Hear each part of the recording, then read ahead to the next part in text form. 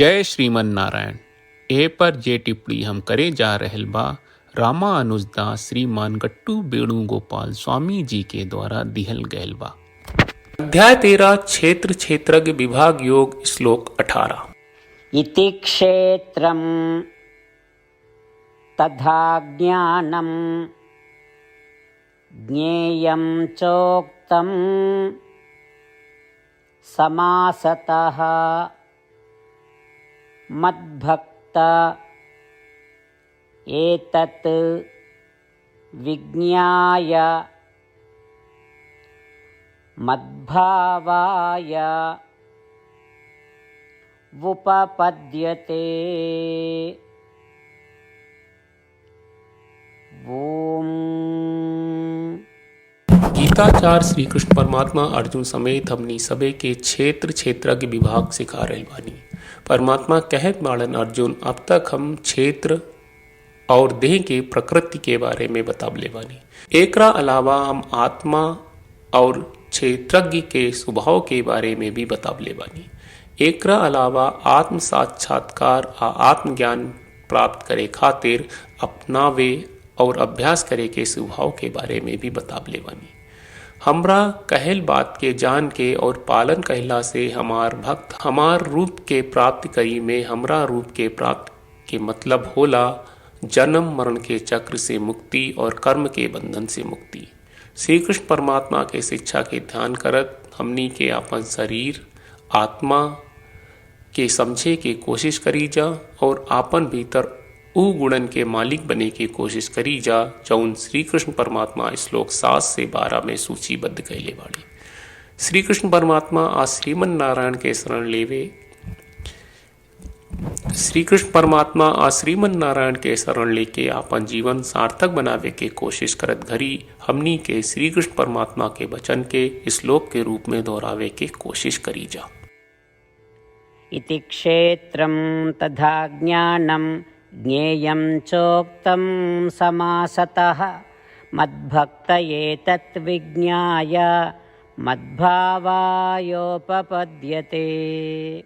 श्रीमद् भगवत गीता का पूरा सार श्री कृष्ण परमात्मा ने अध्याय 18वें के श्लोक 65 से 70 में 8 काम करे खातिर दिले बाड़े। श्री कृष्ण कहले हम ओ लोगन से प्रेम करनी जो लोग इन 8 बातन के मान तारे। हम ओ भक्तन के हर तरह से रक्षा करब।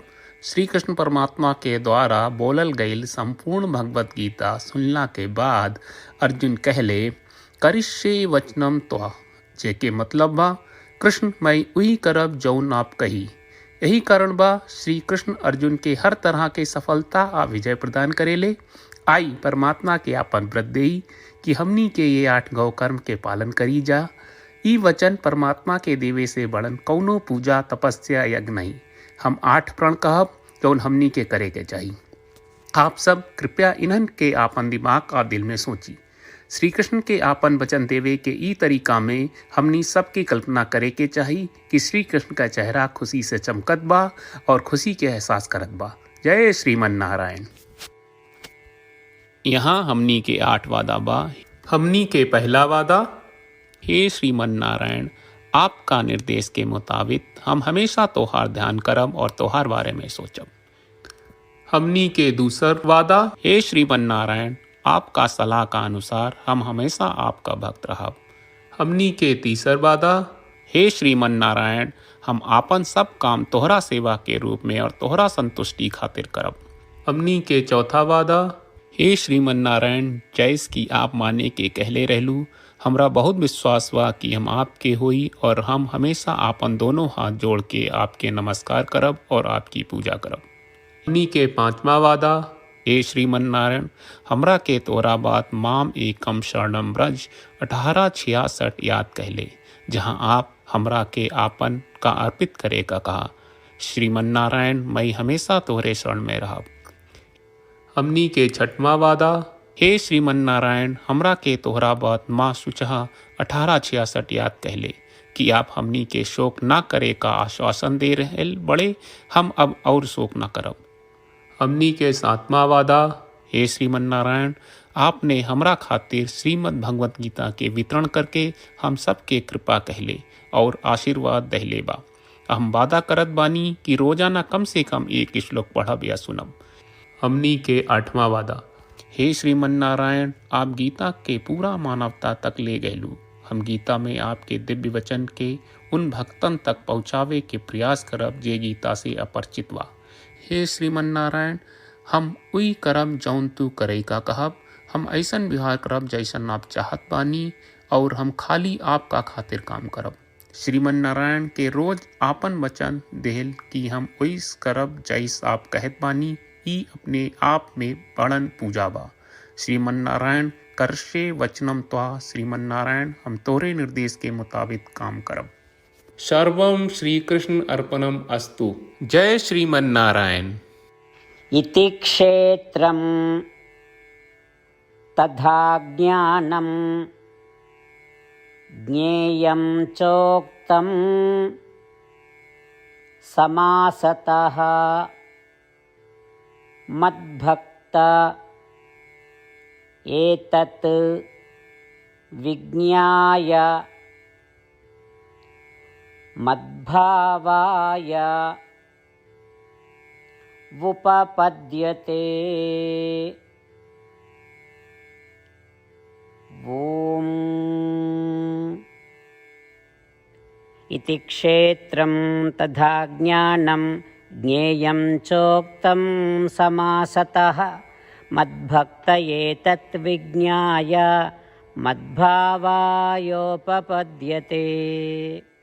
जय श्रीमन नारायण। सब भक्त लोगों से विशेष अनुरोध बा, जीवन में हर चीज में हमनी के तत्कालिक और प्रभावशाली परिणाम की अपेक्षा रहेला। एकरा खातिर आइए रोजाना 1 मिनट के समय निकालल जाए और नारायण आश्रम पढ़ल जाए।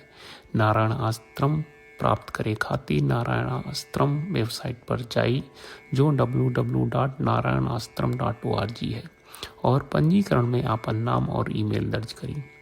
आपके द्वारा प्रदान कईल गई ईमेल पर आपका एक नारायण आश्रम PDF प्राप्त हुई। PDF में एक रामायण श्लोक, एक गीता श्लोक और एक विष्णु नामम बा। ये तीनों के मिल के नारायण आश्रम कहल जाला। हर व्यक्ति के ये श्लोक के अलग अलग संयोजन मिलेला। जब हर कोई 24,000 भक्तन के साथ रोजाना आपन नारायण आश्रम पढ़त आ सुनत बा, ता हर दिन संपूर्ण रामायण का 1 दौर, श्रीमद् भगवत गीता पारायण के 33 दौर और श्री विष्णु सहस्त्रनाम स्तोत्र पारायण के 24 दौर प्रतिदिन पूरा होएला। ई एक बहुत ही उल्लेखनीय और विलक्षण परिणाम बा, जौन हर एक दिन ऐस करे से निकलेला। ई कारण बा कि आप और आपके परिवार के सदस्य तुरते जाके आपन नारायण आश्रम प्राप्त करी। जय श्रीमन नारायण।